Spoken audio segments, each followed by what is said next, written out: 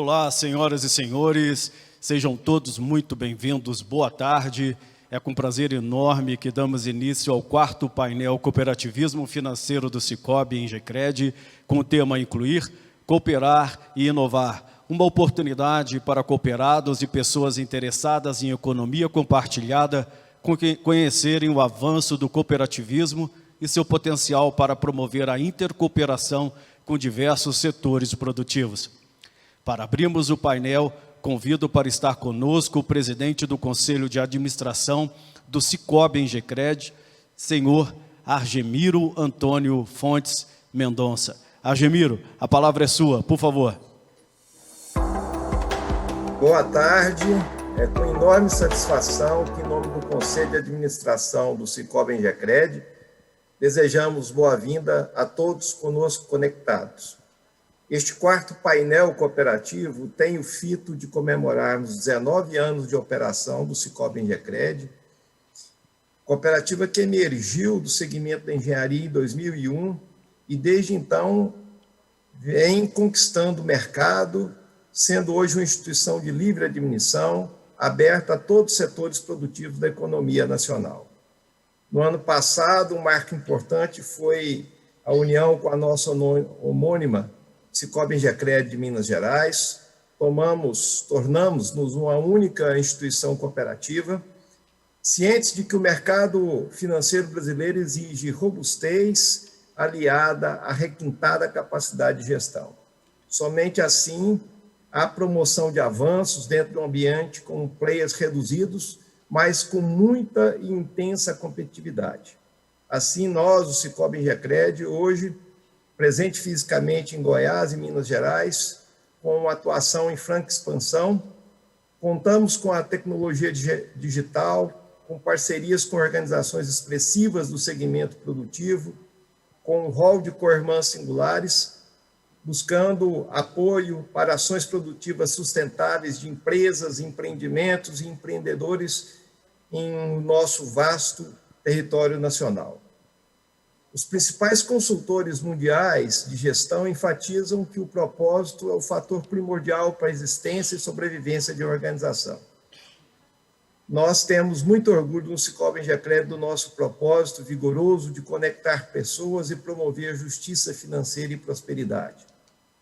É com esse viés claro que nossa cooperativa financeira teve a satisfação no início deste ano, mesmo em meio a todos os problemas sanitários globais, de superarmos a casa de 1 bilhão de ativos geridos. Imbuídos desse espírito de avanço consciente, sempre cooperativo, que hoje recepcionamos o comandante-maior do Sistema Financeiro Nacional, o Dr. Roberto Campos Neto, que detalhará conosco sobre o cenário econômico e inovações da agenda do Banco Central. Vamos falar neste painel também sobre os desafios do cooperativismo de crédito, as perspectivas para a retomada da nossa economia, com um debate apoiado pelo nosso brilhante presidente Almada do Sicoob, também pela parceria com esse grande líder nacional, engenheiro José Carlos Martins, da Câmara Brasileira da Indústria da Construção, a CEBIC, ajudando-nos à construção de alternativas que proporcionem desenvolvimento sustentável e condições de vida sempre melhor para os brasileiros. Agradeço ainda a todo o apoio recebido pelo presidente da nossa central, Dr. Clidenor Gomes, da nossa central Sicoob Uni, e um grande abraço e fraterno a todos conosco conectados neste momento. Muito obrigado, Argemiro. Vamos ter um evento maravilhoso aqui, continuando então com a abertura do nosso debate. Passamos a palavra ao presidente da Central Sicoob Uni, Clidenor Gomes Filho. Clidenor, por favor, a palavra é sua.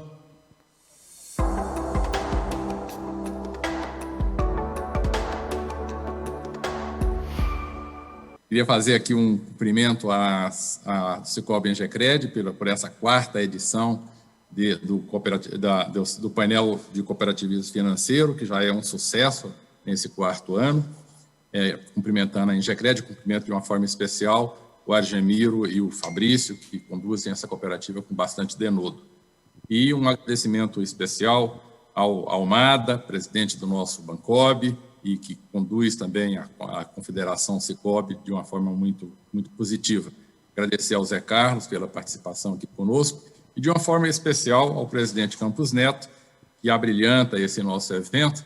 Dizer a ele que, recentemente, 3 anos atrás, nós tivemos o ministro Henrique Meirelles num evento aqui do cooperativismo, de uma das nossas singulares aqui em Goiânia, e que a gente augura que, passado agora, assim que se passarem esses tempos de pandemia, a gente possa contar com a presença dele, né, num dos eventos do cooperativismo, já que ele já constitui, nesse curto período de gestão à frente do Bacen, uma pessoa que é um ícone, que tem fortalecido bastante a imagem do cooperativismo e a importância do cooperativismo financeiro no Brasil. Agradecer muitíssimo a todo esse apoio que o Campos Neto tem dado ao cooperativismo financeiro e desejar a todos nós que estamos conectados nessa tarde o melhor resultado possível. Obrigado.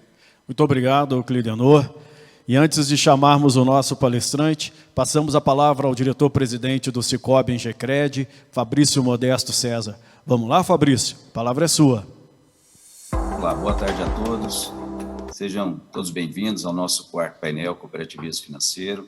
Quero iniciar agradecendo a disponibilidade e a participação do presidente do Banco Central, Roberto Campos Neto, que aceitou o nosso convite de estar aqui hoje compartilhando conosco essas importantes informações do cenário econômico e inovações da agenda BC # também. Meus cumprimentos ao diretor-presidente do Centro Cooperativo Sicob, Marco Aurélio Almada, também ao presidente da Câmara Brasileira da Indústria da Construção, José Carlos Martins, 2 grandes líderes que debaterão aí no nosso painel. Também quero agradecer a todas as pessoas, empresários, empreendedores e cooperativistas de todo o Brasil que nos acompanham nesse momento. Tenho uma forte convicção de que o cooperativismo financeiro, incentivado pelo Banco Central, como é já na gestão do presidente Roberto Campos, será um grande parceiro na retomada econômica do nosso país. E é assim, com grande alegria, que iniciamos este encontro. Nosso muito obrigado e tenham todos um excelente painel. Muito obrigado, Fabrício. Agora convidamos para enriquecer a nossa tarde com sua palestra o presidente do Banco Central do Brasil, Roberto de Oliveira Campos Neto. Obrigado, doutor Roberto, pela sua presença. A palavra é sua, por gentileza.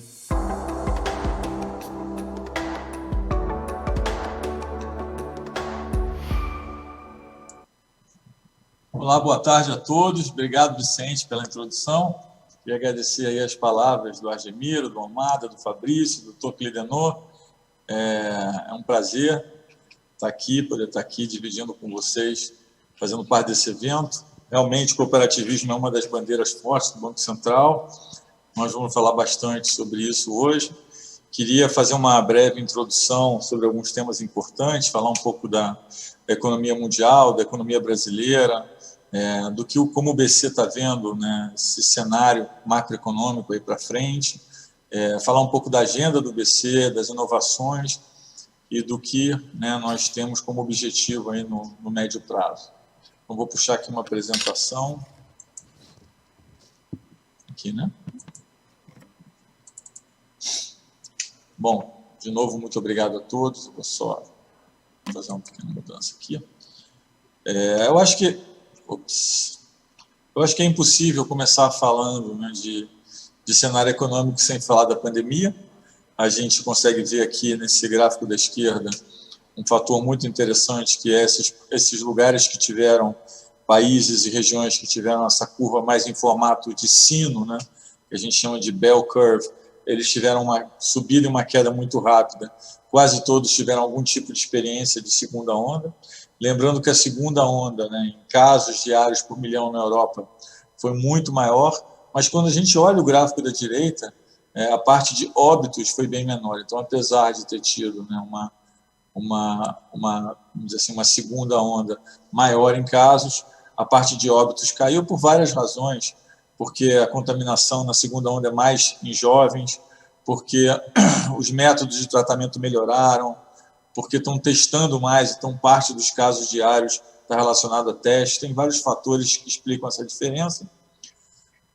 Mas eu acho que o fator fundamental aqui, dado que isso, a pandemia foi o que ditou aí a política macroeconômica do curto prazo, eu enfatizaria que talvez nos últimos 2, 3 dias, né, na minha leitura do mercado, é que o mercado parou de se concentrar no tema de ajudas financeiras de países, de pacotes fiscais.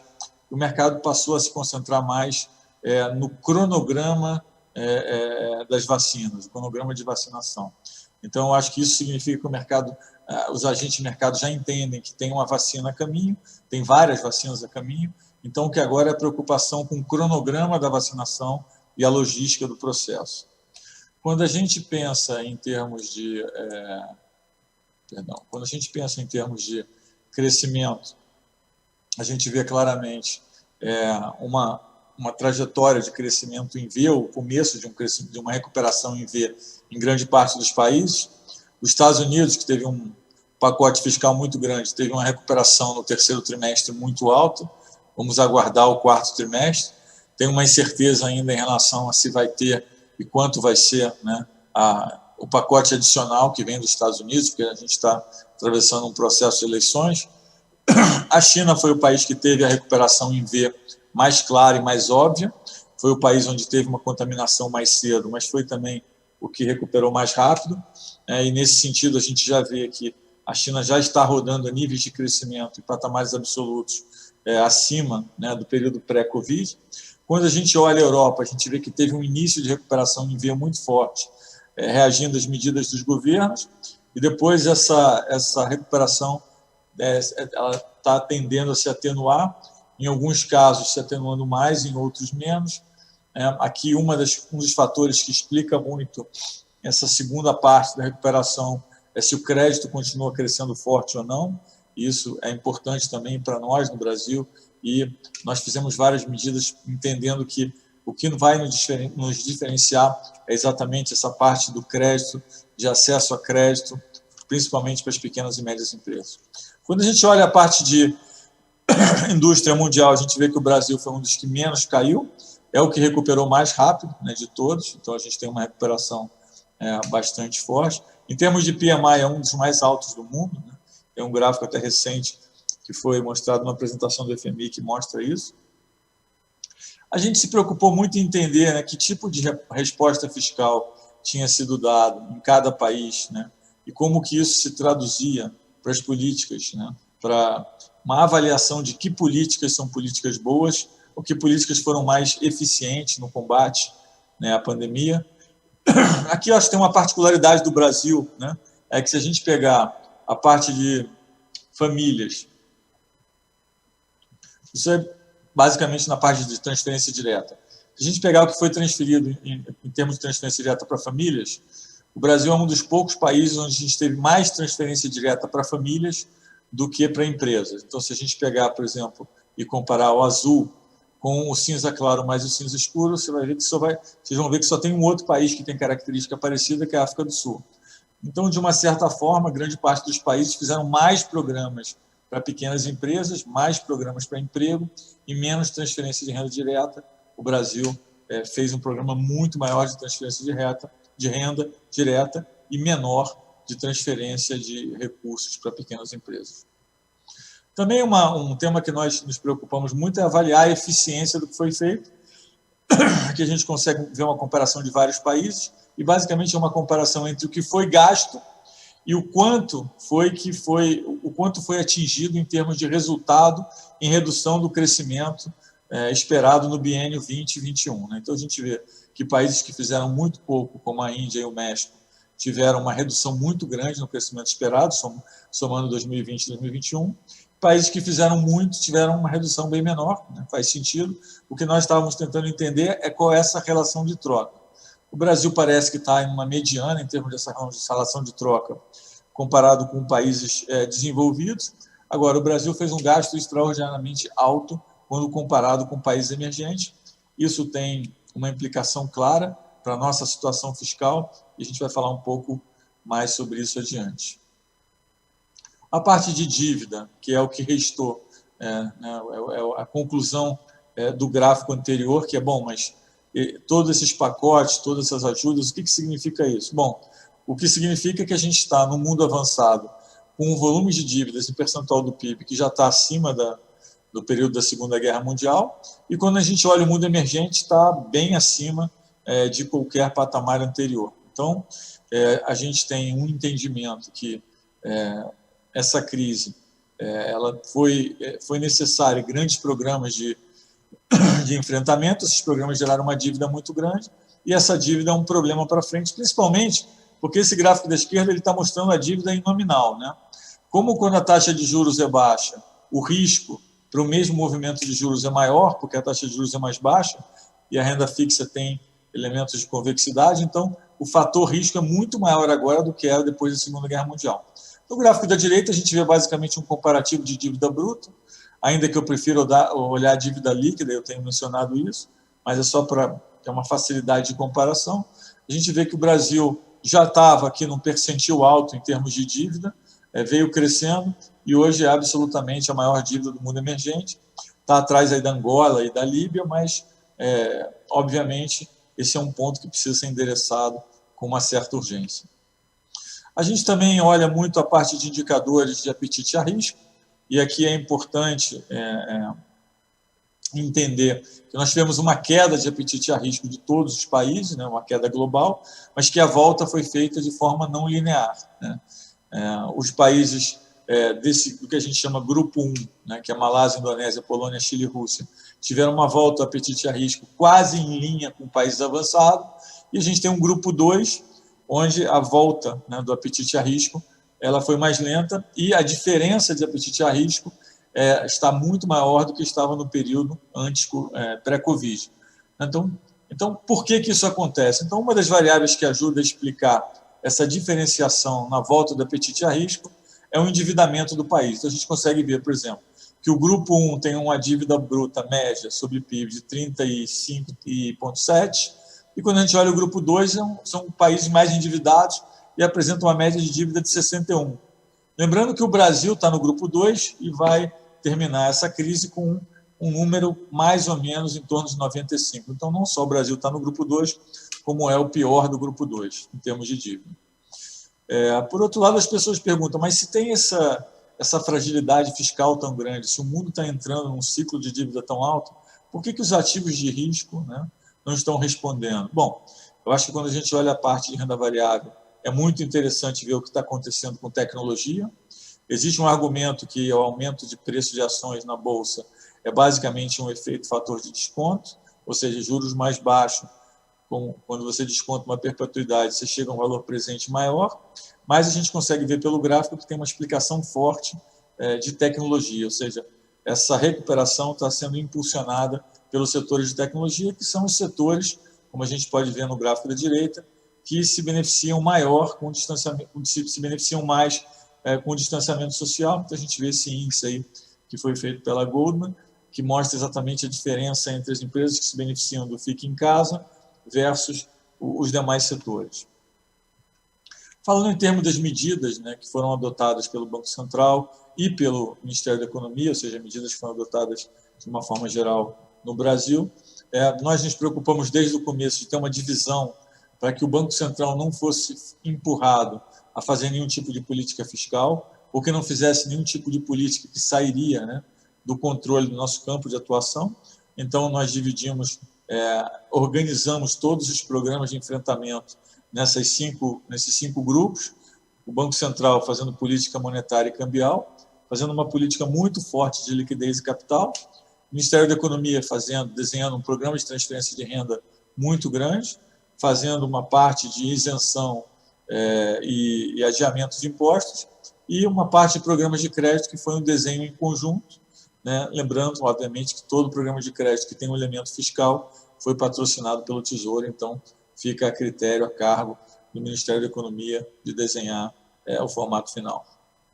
Quando a gente olha o que foi feito, né, eu acho que esse gráfico espelha muito a diferença, né, que nós tínhamos em termos de capacidade, de colchão de liquidez no sistema financeiro. O Brasil, porque tinha um colchão muito grande, foi capaz de fazer um grande movimento de suporte à liquidez nos bancos. O Brasil foi o que primeiro fez, quando a gente olha a linha azul aqui no gráfico da esquerda, fez inclusive antes de ser anunciada a pandemia, né, pela OMS, e depois fez um pacote muito maior de medidas, somando 17,5% do PIB. Quando a gente olha no gráfico da direita as medidas de capital, lembrando que um banco pode ter capital e pode não ter liquidez, e pode estar líquido sem capital. Então, é importante entender que o canal de crédito precisa de liquidez e de capital no balanço dos bancos para que o crédito siga fluindo. Então, em termos de suporte ao crédito em capital, foi feito 20% do PIB, também o maior de todos os mercados emergentes que eu estudei. Então, a mensagem é que o Banco Central atuou forte, atua rápido, né? E que o sistema financeiro brasileiro passa por essa crise muito líquido e muito capitalizado. Isso também tem uma implicação para o formato da recuperação, né? O formato da recuperação brasileira. A gente vê, por exemplo, o crédito, quando a gente pega os saldos de crédito, pessoa jurídica está crescendo 27% esse ano, que é um crescimento extraordinário, com o saldo total crescendo cerca de 16%, 17%. Então, assim, temos um crescimento de crédito bastante acelerado. A gente olha os índices de confiança e apresenta uma recuperação bem parecida com uma recuperação em V. Obviamente, a recuperação ela não é igual em todos os setores, mas, de uma forma geral, uma recuperação bastante robusta. Na parte da direita, são aqueles gráficos que nós usamos com informação anedótica. Você pode usar vendas no varejo, através de cartões de crédito, ou consumo de energia, ou o tráfego nas estradas, são índices que nós usamos para... ou papel ondulado, são índices que nós usamos para tentar ter uma proxy de crescimento, e a gente vê aí que o crescimento da recuperação está bastante forte também. A parte de inflação, que a gente tem visto bastante notícias no headline ultimamente, e que tem tido 3 componentes de influência. Um, o câmbio e commodities. O outro, esse efeito de substituição, de estar deixando de consumir alguns tipos de serviço, como viagem, restaurantes, coisas desse tipo, e passar a ter mais alimentação em casa, alimentação no domicílio. E um terceiro, que é o efeito do auxílio emergencial. Quando nós somamos esses 3 efeitos combinados, nós vemos que a parte de alimentação em domicílio, 12 meses, subiu bastante, né? Ele tem uma alta quase equivalente, até um pouco maior do que aqui nós vimos em 2016. Mas em alguns outros setores da economia, a inflação se mostra ainda bastante moderada. Nós tivemos aí um número um pouco maior recentemente, que faz parte do repasse cambial, que inclusive nós mapeamos isso, né, e fizemos um trabalho sobre essa contaminação da inflação do atacado no varejo no nosso último relatório de inflação. Isso aqui é só a mensagem do Copom, não vou me ater muito aqui. Vamos falar um pouco de crédito, que é o que interessa para nós aqui hoje. A gente vê que depois das medidas do Banco Central, por volta da semana 9, aí, no gráfico da esquerda, você teve um forte crescimento do ano de 2020, que é a linha preta, sobre a linha cinza, que é 2019. Lembrando que 2019 foi um ano de forte crescimento de crédito. Como eu disse, o crescimento da carteira está em torno de 17, né, 16,6, com o crescimento de PJ 26,5, PF um pouco abaixo. E aí, quando nós olhamos o que vocês fizeram no setor corporativo, foi realmente espetacular. Estamos falando de um crescimento de pessoa jurídica de 48,5%, um crescimento total de 36,1%, com diversificação. Tem até uma pesquisa da Sebrae, um pouco antes de entrar o Pronamp e os programas de crédito, que mostram claramente que o cooperativismo não deixou a desejar em nenhum momento, que inclusive o número de operações rejeitadas, quando se compara o cooperativismo com o sistema financeiro, de uma forma geral, o número de pedidos de crédito rejeitados foi baixíssimo no cooperativismo, que mostra que o cooperativismo está perto do cliente, entender do modelo de negócio do cliente, faz com que você consiga navegar melhor em períodos de incerteza. Essa sempre foi uma aposta nossa, que o cooperativismo e o microcrédito são formas de diminuir essa simetria de informação. Então, isso tem se mostrado bastante útil, tem se mostrado verdadeiro. Quando nós olhamos também as taxas de juros exercidas, a gente vê que não só o volume de crédito subiu muito em 2020, mas as taxas de juros caíram em quase todas as modalidades, né? A gente, obviamente, passou por um tempo onde algumas empresas tinham uma demanda muito grande de crédito e o sistema financeiro nem sempre consegue atender. Lembrando que teve picos de demanda de crédito que chegaram a ser 4, 5 vezes maiores do que 2019, entendendo que um sistema financeiro não tem como dar 4 vezes mais crédito, né? Mesmo porque o balanço dos bancos não tem nem capital para isso. Então, a gente entende que teve uma insatisfação com alguns empréstimos, né, alguns pedidos que foram rejeitados, mas quando nós olhamos a figura como um todo, o crescimento de crédito no Brasil é um dos maiores crescimentos de crédito de todo o mercado emergente e mostra que a nossa atuação, que a atuação do cooperativismo, que a atuação dos bancos, de uma forma geral, foi muito boa nesse período de enfrentamento à crise. O que nós sobramos aí, que vamos estar discutindo nos próximos meses, é o que fica, né, das medidas de enfrentamento, que é a dívida. Então, nós vemos aí no gráfico da esquerda que nós temos uma rolagem de dívida bastante grande em 2021. Lembrando que nós estamos sofrendo um efeito colateral de ter esse aumento de dívida, que é um efeito colateral esperado, que algumas outras economias estão sofrendo também, que é você ter que reduzir o prazo médio da dívida e ter que emitir instrumentos de dívida com menor risco, significa trocar um pouco o pré-fixado e a inflação por pós-fixado. Então, a gente está vendo que isso está acontecendo também. Então, existe uma preocupação. A gente consegue ver no gráfico da direita que teve uma contaminação, né, à medida que o mercado foi entendendo que a rolagem de dívida tem que ser muito grande. Começou uma contaminação no pré-fixado, depois você teve, eventualmente, uma contaminação nas LFTs. O Banco Central, junto com o Tesouro, a gente fez uma medida de diminuição, né, da rolagem não compromissada, e isso mais ou menos ajustou o mercado nas LFTs, entendendo que o nosso problema principal agora é uma dívida grande para administrar, então que o Banco Central, o Tesouro podem fazer medidas atenuantes, mas que o principal, o mais importante aqui, é que nós tenhamos assim, a consciência de que é importante voltar para a disciplina fiscal. Uma coisa também que se mostrou bastante clara é a diferenciação, né, no prêmio de risco, ou seja, na taxa de juros longa, entre as economias que fizeram um esforço fiscal menor e que têm mais disciplina fiscal e as que têm menos. A curva de juros no Brasil hoje é uma das mais inclinadas do mundo, o que demonstra um pouco essa incerteza em relação ao que vai ser o fiscal à frente. O mercado está ansioso esperando como vai ser, né, o futuro, né, do programa, se vai ter extensão, se não vai ter extensão. O secretário do Tesouro disse ontem que o Brasil tem muito pouco ou zero espaço, né, fiscal para fazer qualquer tipo de medida, né? Nós aqui no Banco Central tendemos a concordar com essa afirmação, né? E sabemos que fica uma dívida muito grande que nós precisamos administrar. Vou falar um pouco sobre a história da curva de juros aqui rapidamente, lembrando que a gente tinha uma curva de juros, tinha uma inclinação, tinha um juros curto alto e uma inclinação muito alta, ou seja, tinha um juros longo mais alto ainda. A gente começou a entrar num período de ajuste, né? E a curva longa começou a cair. Em algum momento o mercado entendeu que haveriam reformas, então teve o teto de gastos, a terceirização, a parte da TLP, e aí abriu espaço. Primeiro a curva longa caiu, depois abriu espaço para uma queda na curva curta, que foi essa seta azul que nós estamos vendo. Depois a curva curta até continuou caindo um pouquinho, mas aí nós começamos a entrar em um período, né, de ruídos internos. Tivemos a greve dos caminhoneiros, tivemos o escândalo JBS, entrou num processo de incerteza eleitoral. Então, apesar dos juros curtos estar muito baixo, ter ficado aí na casa de 6,5%, os juros longos voltaram a subir muito, até 12,5%, 13%. Lembrando que o juros longo é muito importante para que a gente consiga fazer projetos de financiamento com dinheiro privado.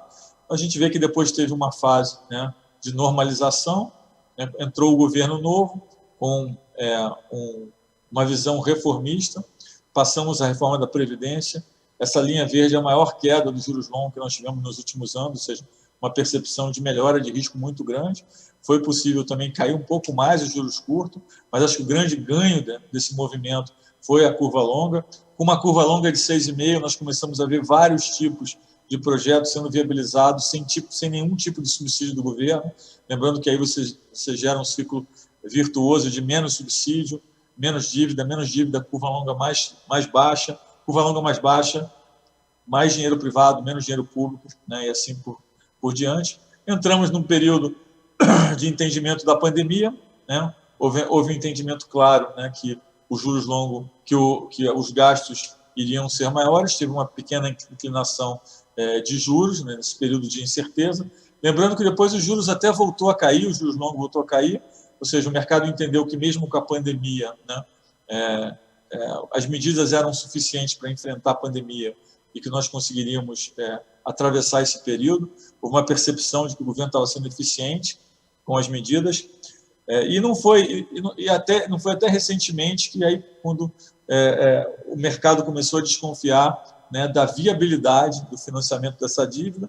Mas de fato o que gerou, né, esse último movimento de alta de alta nos juros, e por isso o Brasil tem a maior inclinação de juros hoje, é uma percepção de que nós não retornaríamos para uma disciplina fiscal, uma percepção de que não estaríamos dentro do teto de gasto, uma percepção de que não cuidaríamos da trajetória da dívida. Então, esse é o ponto que fica, é um ponto super importante, talvez seja o ponto-chave da parte macroeconômica no Brasil hoje, ganhar credibilidade, conquistar a credibilidade com a continuação das reformas e conquistar a credibilidade, né, com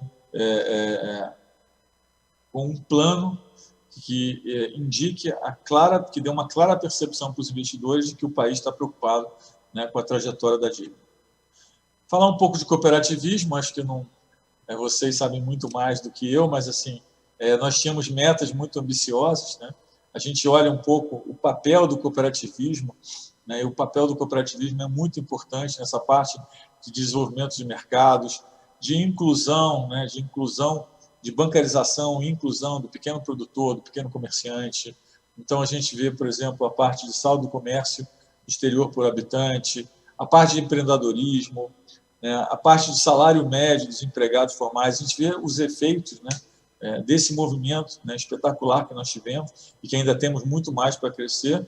Lembrando que um emprego foi gerado a cada R$36 mil concedidos, tem um multiplicador de crédito de 2,45, ou seja, para cada R$1 concedido, há uma geração de 2,45 de renda para os agentes. Então, nós entendemos que é uma formatação muito importante, você tem um aumento da participação do cooperativismo no crédito.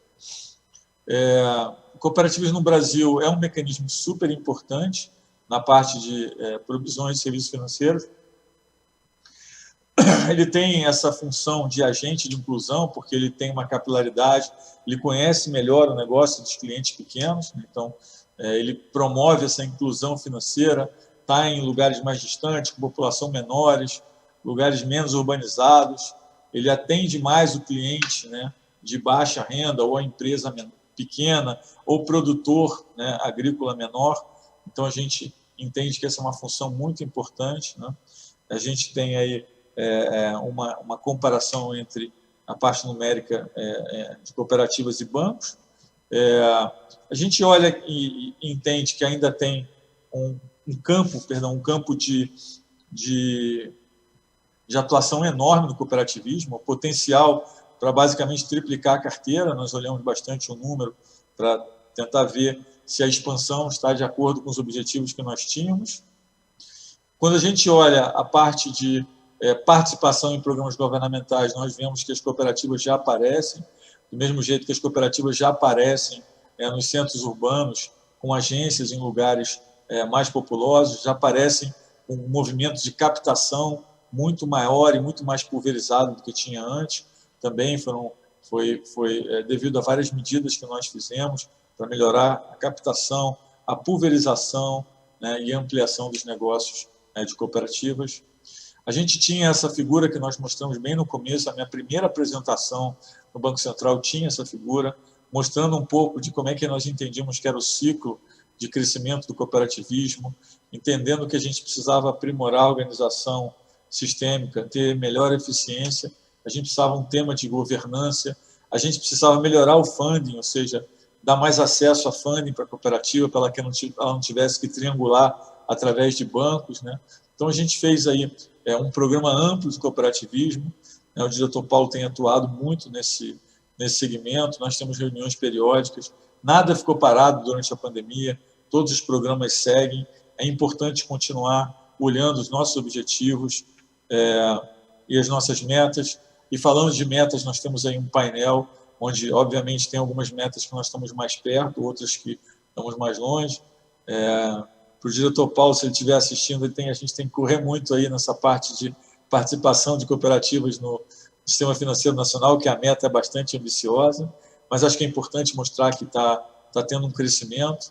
Lembrando que o crédito encolheu, né, de uma forma geral, no comecinho da crise, depois teve uma expansão bastante grande. Tem uma meta de ampliação nas regiões Norte e Nordeste, e a gente tem também crescido, né, nesse sentido. A parte de inclusão é super importante, com uma meta de cooperados até 10 salários mínimos, também temos crescido. E, né, a parte de crédito, concedido a esse grupo tem crescido bastante, ou seja, a gente tem tido uma pulverização em termos de ticket mais baixo. Falando um pouco da agenda de tecnologia, eu não vou ter tempo para falar sobre tudo, vocês podem ver que o cooperativismo está no topo da agenda de inclusão, junto com o microcrédito, a conversibilidade e toda a parte de mercado de capitais. O importante aqui é mencionar que durante a crise nós não paramos em uma medida, nós inclusive avançamos em algumas, entendíamos desde o começo que a recuperação dessa crise ia ser, né, com forte movimento de tecnologia, né? Então nós aceleramos alguns dos projetos, nós já temos o Pix, fiquei muito feliz do Almada me falar que já está fazendo 10% aí e já está, inclusive, comparando com a parte de cartões de débito.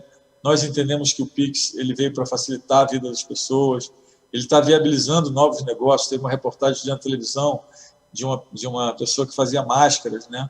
E que o ticket é tão pequeno que ela precisava de um meio de pagamento que fosse imediato, rápido e barato, então que ela já estava animada, querendo usar o Pix, né? A gente tem um tema de reduzir o custo operacional dos pequenos negócios, a gente tem um objetivo de digitalizar as pessoas, bancarizar as pessoas, então eu acho que o Pix é um grande instrumento. Lembrando que as pessoas tinham demanda por uma coisa que tivesse velocidade, tivesse segurança, conveniência, né, que fosse barata, né, que fosse aberta, ou seja, que fosse interconectada. Então, o Pix atende todos os propósitos. Lembrando também que a gente precisava de um aumento de competição. Então, o Pix tem 762, né, instituições participando. Nós vemos que houve uma corrida muito grande para inserir as chaves dos clientes. Nós já temos 83 milhões de chaves.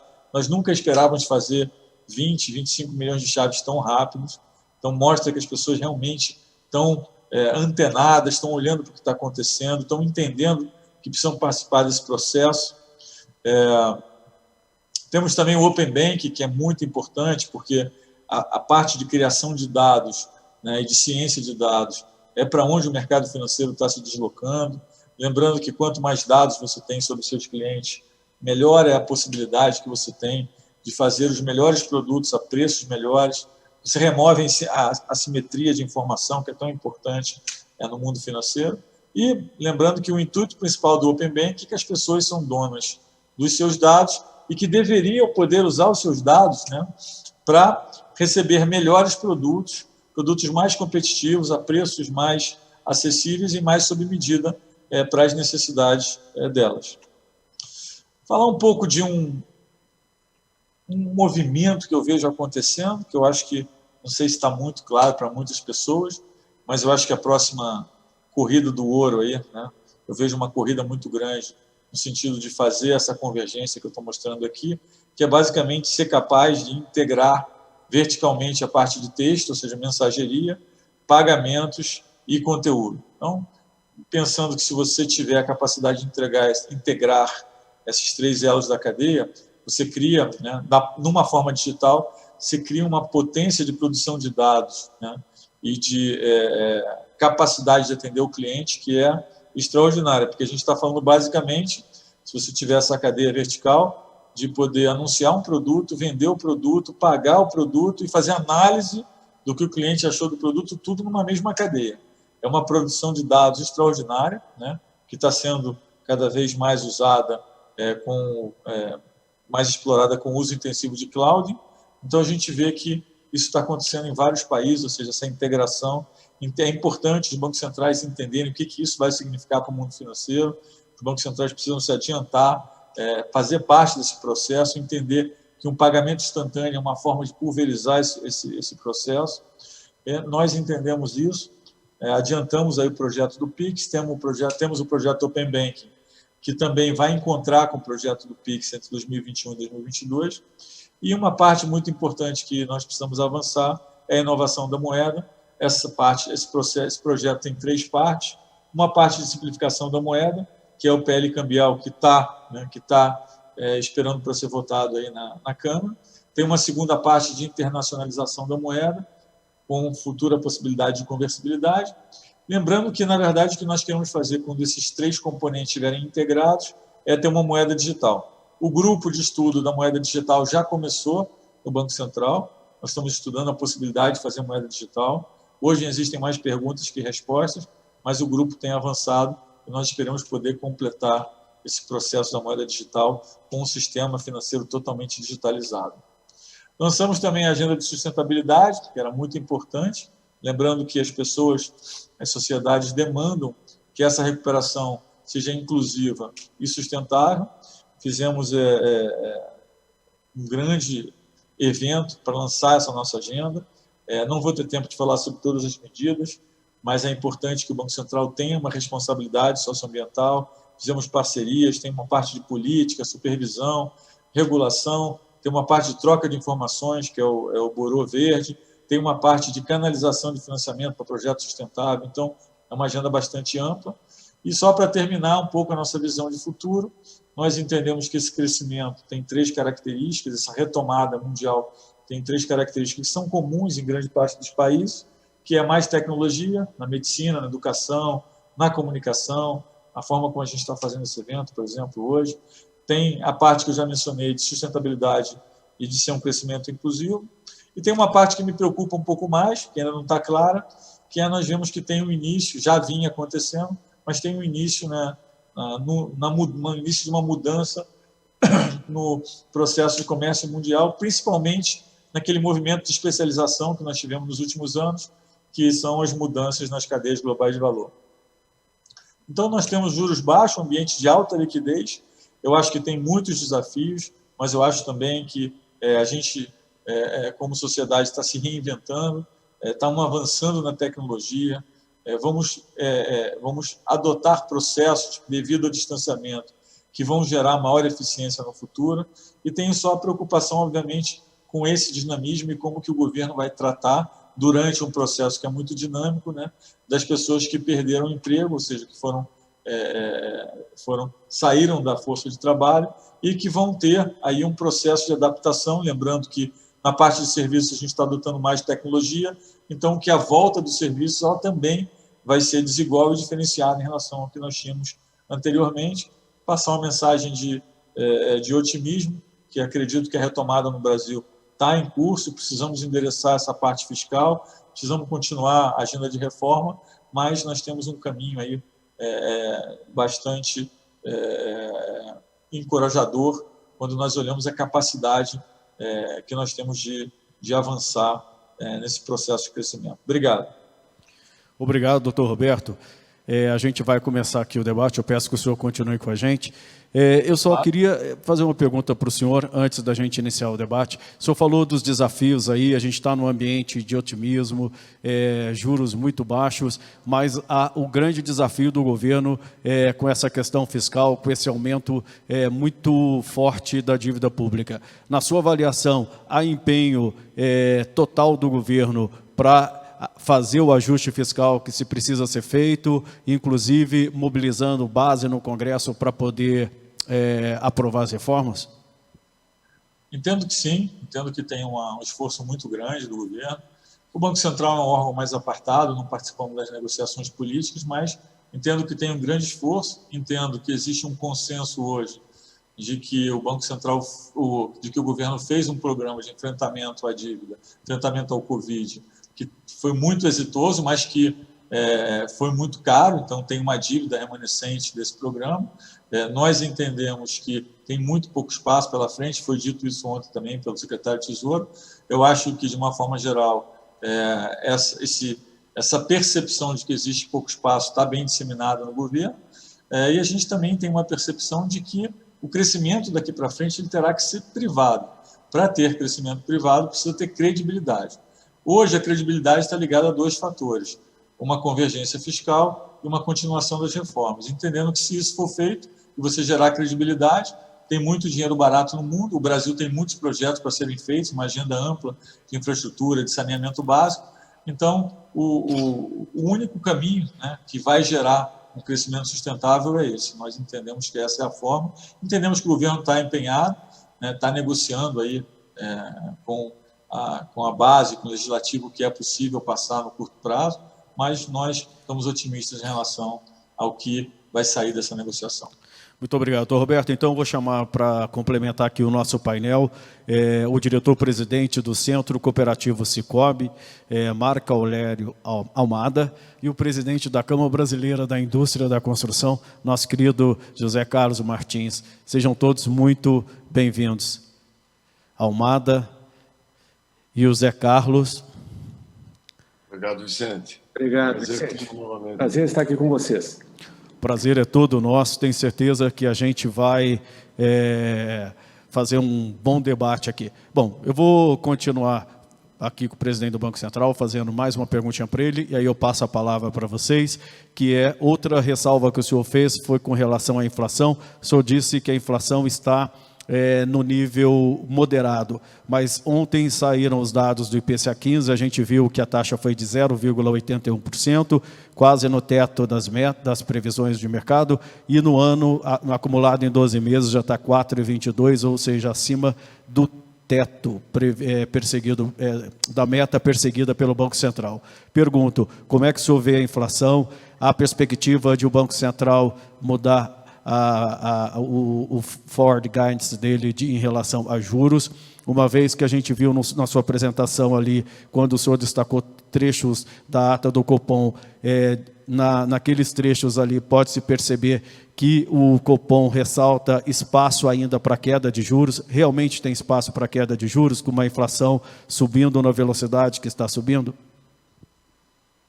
Olha, Vicente, eu acho que primeiro é importante entender, né, que o Banco Central tem uma ferramenta que ela não tem efeito imediato. Então, é como se você estivesse controlando uma ferramenta que você sabe que tem uma defasagem até ter efeito.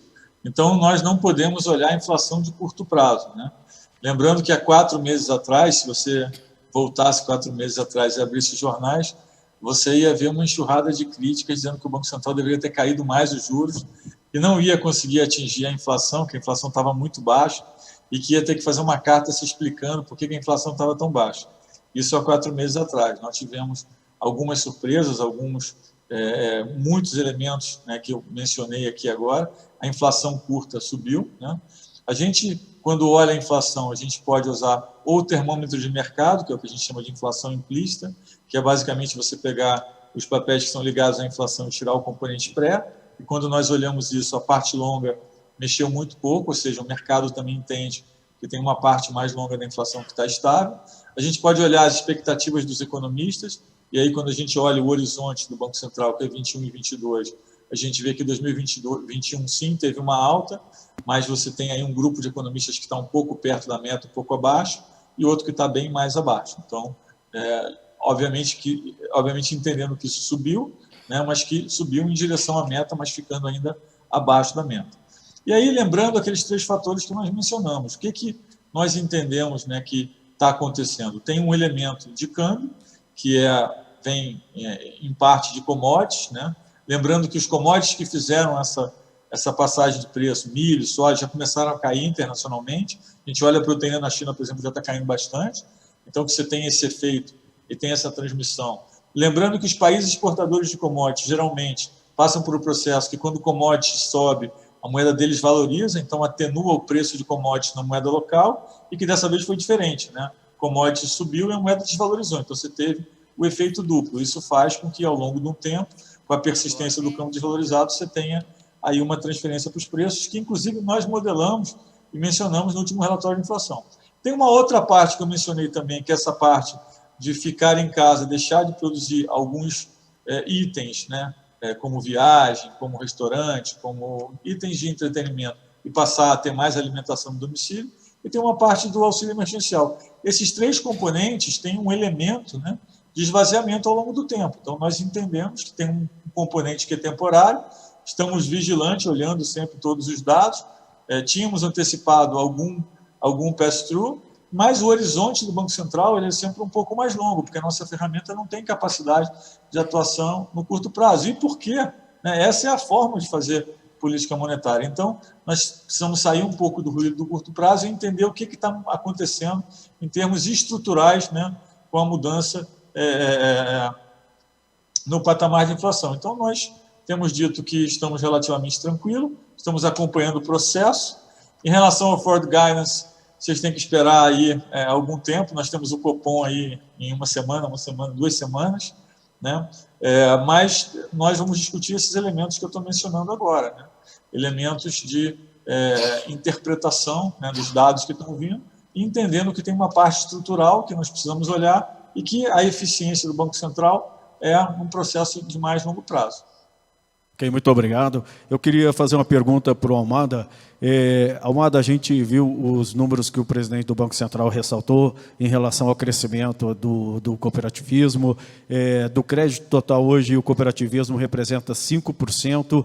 Quando a gente pega só os produtos que as cooperativas, produtos de crédito que as cooperativas concorrem com bancos, fintechs, a gente chega a 10% do mercado.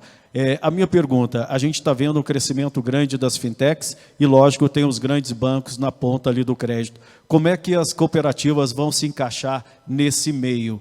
Elas vão ficar imprensadas entre os bancos e as fintechs? Com isso, elas têm espaço para crescer ou não? Qual vai ser o grande desafio para as cooperativas?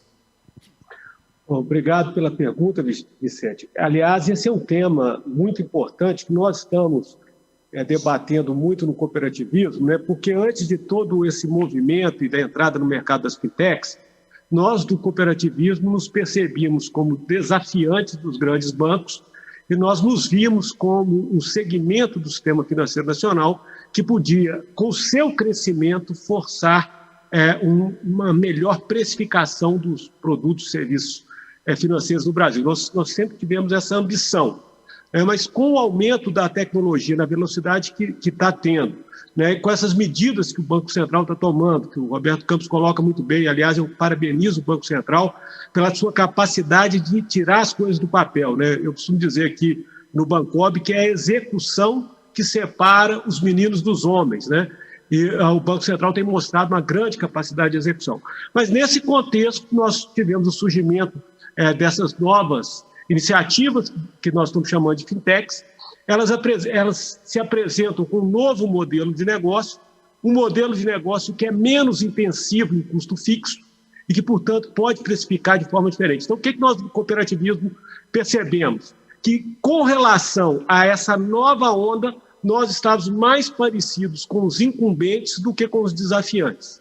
Então, respondendo objetivamente a sua pergunta, o desafio do cooperativismo nesse momento é se reinventar a partir das novas possibilidades, das novas tecnologias. E eu posso dizer para você que nós estamos em dia com este desafio. Nós temos nos notabilizado pela velocidade que a gente tem absorvido aí as novas possibilidades, como, por exemplo, o Pix. Nós já temos o nosso site aí para a disponibilização de APIs, já pegando carona com as tendências do Open Bank. Estamos entendendo como a indústria financeira vai ser transformada a partir dessas novas tecnologias, para que nós possamos participar das transformações que estão em curso e não ser aquele agente que resiste, aquele agente que cria dificuldades ao processo de transformação da indústria que ele está inserido, e não, ao contrário, aquele que de fato participa das inovações, das transformações. Eu visualizo um cooperativismo, então, que se moderniza, embora seja um movimento relativamente novo, que se moderniza numa velocidade acelerada, que está em dia com aquilo que está acontecendo no mercado. E eu queria dizer para vocês que o Sicoob, quando tudo isso passar, né, eu gosto muito de citar uma frase do livro do Schumpeter que chama A Destruição Criativa. Nós estamos vivendo um ambiente de destruição criativa, né? E se eu fosse dirigir uma pergunta para o Roberto Campos, a minha pergunta seria se a destruição criativa está na conta do Banco Central, sobretudo do Departamento de Resolução aí, das crises de liquidez de algum agente que não consiga, né, corresponder a toda essa agenda de competição, né, mas isso é uma coisa mais teórica. Eu quero dizer que o Sicoob está em dia, ele vai estar do outro lado. Nós estamos incorporando tecnologia numa velocidade muito grande e muito animados, né, com as possibilidades de oferecer produtos cada vez melhor para os nossos cooperados, mais baratos, mais fluidos, mais integrados, com o seu conta a receber e a pagar, coisas desse tipo. Muito obrigado, Almada. Agora eu queria fazer a pergunta para o nosso Zé Carlos. Enquanto o país parou por causa da pandemia, os canteiros de obras continuaram operando a todo vapor, né? A construção civil aí tem sido o grande motor aí da retomada da economia, e muito favorecida por esses juros baixos. Com a perspectiva de aumento de juros, já há uma grande aposta no mercado financeiro de que a Selic vai subir a partir de janeiro, e isso, teoricamente, vai afetar os juros ao consumidor, tanto da casa própria quanto de outras operações. Como é que o setor já está se preparando para enfrentar essa mudança de cenário de juros mais altos? Bom, boa tarde, Vicente. Boa tarde, Argemiro, Fabrício, Clidenor. Boa tarde, presidente do Banco Central, qual nós somos muito fãs, tá certo? Pela condução que é trazida ao Banco Central, pela forma transparente, pela forma da sintonia com os objetivos da sociedade, isso que o Almada acabou de falar, nesse lado da rapidez e eficiência na implantação. Nós somos com vários projetos lá dentro, um deles é da Central de Recebíveis, o qual nós acreditamos demais nele, para transformar o nosso recebível numa moeda muito mais forte, vamos assim dizer. Vicente, tentando responder a tua pergunta, eu te diria que é o seguinte: houve uma conjunção de fatores. Primeiro, nós escapamos da disputa ideológica e fomos para o problema sanitário. Nós recomendamos a todos os associados da CEBIC que discutissem em termos regionais como deveria ser tratado o problema sanitário. E aí nós chegamos à conclusão que as pessoas estariam muito mais protegidas no canteiro de obra, grande parte delas, do que efetivamente onde que elas moram. 40% delas vivem em coabitação, para você ter uma ideia. Outro ponto fundamental, indiscutível, é a taxa de juros. A taxa de juros, presidente Roberto Campos, aliada à diminuição do consumo por impulso, ela gerou uma renda que as pessoas foram às compras dos imóveis.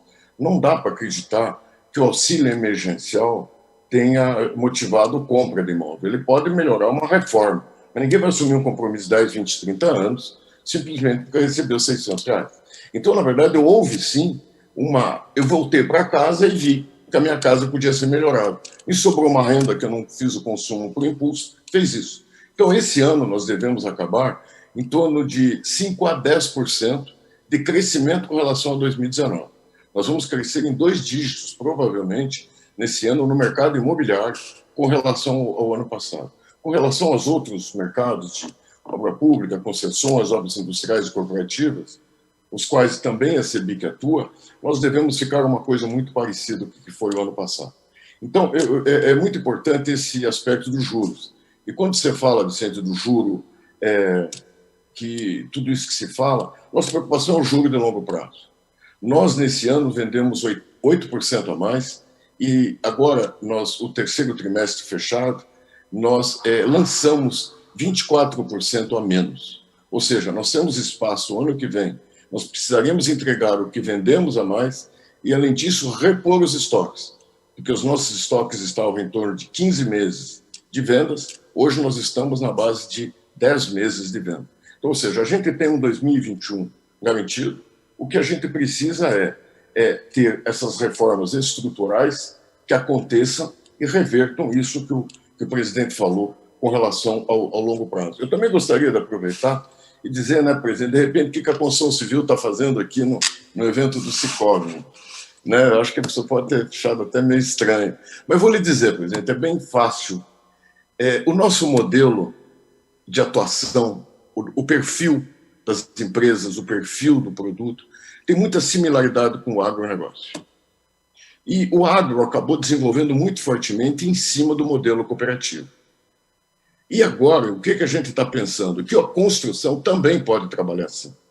O nosso produto, o nosso crédito, ele não é muito afinado com a fintech.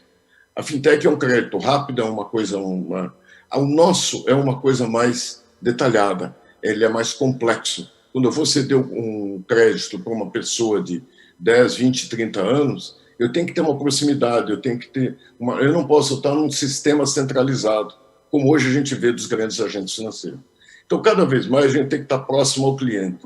Ninguém melhor do que o sistema cooperativo para ter esse entendimento e fazer uma reciclagem de todos esses recebíveis. Então, a gente está tentando, de alguma forma, e é por isso que a gente está aqui junto com o Sicoob e Engicred, buscando fazer uma parceria de desenvolvimento de um sistema o qual atenda as pequenas cidades, os pequenos construtores, o crédito de quem faz uma obra para terceiros. Afinal de contas, um crédito naquilo que o senhor foi muito feliz ao citar, que é esse crédito próximo do entendimento das pessoas. Isso é muito importante para um setor como o nosso, que é extremamente necessitado de crédito porque ele trabalha muito alavancado. Isso é tão importante para nós, semana que vem, e isso é um desafio para todos nós nesse ano, mas que eu digo assim, apesar de toda a tragédia que tem sido essas mortes, mas é um ano de aprendizado e de evolução. O que nos chamou a atenção, presidente, foi o grau de evolução das empresas construtoras, das incorporadoras. A venda digital passou a ser uma realidade no dia a dia das empresas. Tanto é que quando a gente abre os nossos números, percebe-se o ganho de share das empresas que estão mais estruturadas com relação àquelas que não acreditaram que poderiam vender de forma digital para o seu cliente. Isso eu falo desde a captura do cliente até o registro do contrato em registro de imóveis.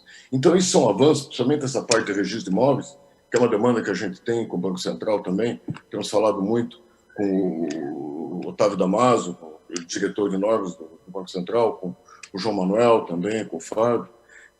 Mas dizer isso, esse é tão importante para nós. Semana que vem nós teremos o nosso evento anual, que foi outro desafio. Imagine, tem 92 edições, a 92ª totalmente virtual, é um aprendizado em 2 meses que, meu Deus, nunca imaginei que a gente pudesse fazer.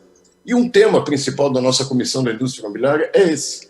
Inclusive o Bancob vai estar lá, o Sicoob vai estar lá, a gente discutindo formas diferentes da gente poder acessar a um crédito mais rápido, mais eficiente, mais próximo das pessoas. E, por último, lhe fazer uma solicitação, que é o seguinte: nós temos trabalhado muito, principalmente com o ministro Rogério Marinho, para que os fundos constitucionais sejam aliados, principalmente de um programa habitacional.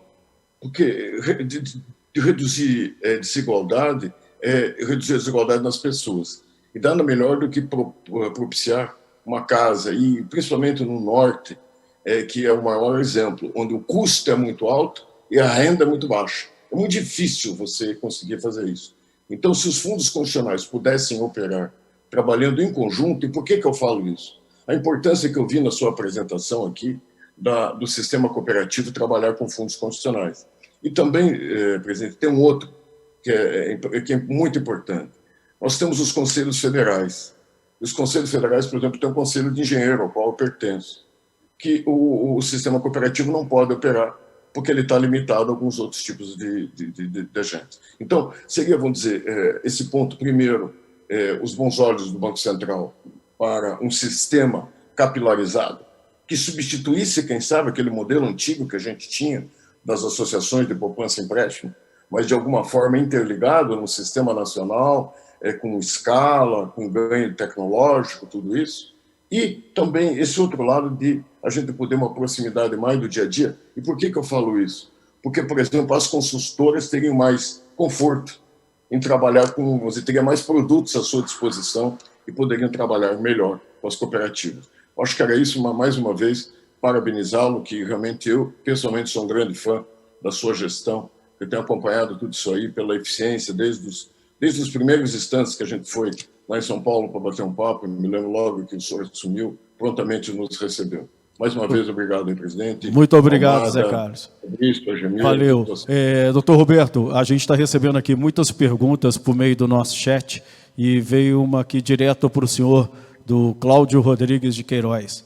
Ele pergunta: na sua análise, além dos juros baixos, a nossa dívida grande explica a nossa moeda como a mais desvalorizada entre os emergentes? Olha, eu acho que a moeda, a trajetória da moeda recente, ela precisa ser dividida, porque tem explicações distintas e ela é bem segmentada. A gente teve um período, em 2019, onde a moeda desvalorizou, com uma grande melhora na percepção de risco, né?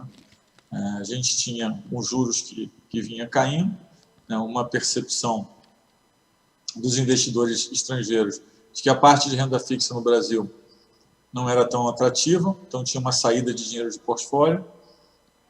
Mas, eu mostrei naquele gráfico, a curva longa caiu muito, e a curva longa caindo gerou um movimento de pré-pagamento de empresas. As empresas que estavam acostumadas a ver uma curva longa 12%, 13%, viram uma curva longa 6,5% e entenderam que a 6,5% valia a pena pré-pagar uma dívida em dólar e fazer uma dívida em reais para casar o balanço. Então, isso aconteceu bastante em 2019. Então, você teve um primeiro movimento de desvalorização que veio acompanhado, né, de uma melhora no prêmio de risco. Você teve um segundo movimento, que foi um movimento do fortalecimento do dólar e da desvalorização das moedas emergentes de uma forma geral. O Brasil desvalorizou um pouco mais. Eu acho que parte da explicação de ter desvalorizado um pouco mais está sim, na fragilidade fiscal, né? E aí a gente teve um movimento mais recente onde o Brasil descolou um pouco mais forte. Eu acho que esse descolamento um pouco mais forte, né, tem algumas explicações. Acho que a fiscal é uma delas, existe uma percepção de risco. Inclusive, a gente tem um slide que não estava nessa apresentação, mas que mostra que quanto mais dívida o país tem, mais ele desvalorizou a moeda nesse movimento recente. A África do Sul, por exemplo, que tem uma dívida grande, desvalorizou bastante. A Turquia também teve movimentos aí de grande volatilidade da moeda. Então, isso mostra que é importante retornar, né, voltar, né, para a trajetória fiscal. Lembrando que o que gerou mais incerteza nem foi o gasto em si que foi feito. Eu mostrei no gráfico da curva longa que a gente iniciou um processo de gasto e depois a curva longa até caiu. O que gerou, né, esse aumento de percepção de risco foi de que nós tínhamos um grau de liberdade para gastar dinheiro, para gastar recursos, para enfrentar um problema que precisava ser enfrentado, e nós tínhamos esse grau de liberdade exatamente pelo teto de gasto. O teto de gasto te diz o seguinte: você pode, num ano espetacular, gastar mais, e depois você tem que voltar para a disciplina. O problema não foi ter usado o grau de liberdade e ter gasto mais. O problema foi quando o mercado começou a desconfiar que você não ia voltar para a disciplina. Então, acho que é importante agora passar uma mensagem coesa de que nós vamos, né, trilhar esse caminho da disciplina fiscal, e aí a gente vai ter um movimento de credibilidade voltando, um movimento de prêmio de risco recuperando, né, isso tende a ter um efeito na moeda também. No passado recente, a gente viu que o real tem ficado mais ou menos parado, até, né, valorizou um pouco recentemente. Tem alguns fatores técnicos também que explicam a desvalorização. Tem um fator no final do ano, que é um movimento de overhead, que é uma operação complexa, que faz com que os bancos tenham que comprar dólar na virada do ano. A gente já também falou um pouco sobre isso. Mas, de uma forma geral, nós entendemos que a credibilidade é importante. Lembrando que o Brasil tem o maior portfólio de projetos no mundo hoje, no mundo emergente. Então, se nós tivermos credibilidade e o investidor estrangeiro quiser participar desses projetos, vai ter uma entrada de recursos que faz com que a moeda tenda a se apreciar. É isso. Nesse ajuste fiscal aí para um programa mais robusto, para substituir o auxílio emergencial, um programa social mais robusto? Desculpa, Vicente, não entendi a pergunta toda. Dentro desse ajuste fiscal que o senhor falou que precisa ser feito, tem espaço para um programa social mais robusto em substituição ao auxílio emergencial? Não, acho que o governo tem que eleger aí as prioridades, né? O Banco Central não faz política fiscal, faz política cambial e monetária. Eu acho que se tiver um anseio de ter, né, a continuação de um programa, ou de aumentar o programa de alguma forma, tem que haver ajuste, né, em algum outro tipo de gasto. Entendendo que, se simplesmente for um aumento de gasto, né, o que vai acontecer é que você pode ter o efeito contrário, né? Vamos pensar que toda vez que o governo faz um aumento de gastos, é porque ele entende que parte desse dinheiro vai ficar na economia, vai fazer a economia andar. Então, na linguagem economês, você faz uma expansão fiscal, né, você entende que é um movimento expansionista, vai fazer a economia crescer. E a gente está num ponto agora, né, que eu passo a acreditar que isso não é o caso. Ou seja, se o governo faz um gasto fiscal, coloca dinheiro na economia, você tem, de um lado, o benefício desse dinheiro circulando na economia e, de outro lado, um fator, né, negativo, que é, se você tem uma fragilidade fiscal e aquilo vai exacerbar a sua fragilidade, vai gerar um movimento de falta de credibilidade que vai inibir o seu crescimento futuro. Quando a gente compara esses dois componentes, a gente está numa situação que o componente credibilidade é mais importante do que o componente gasto fiscal de curto prazo.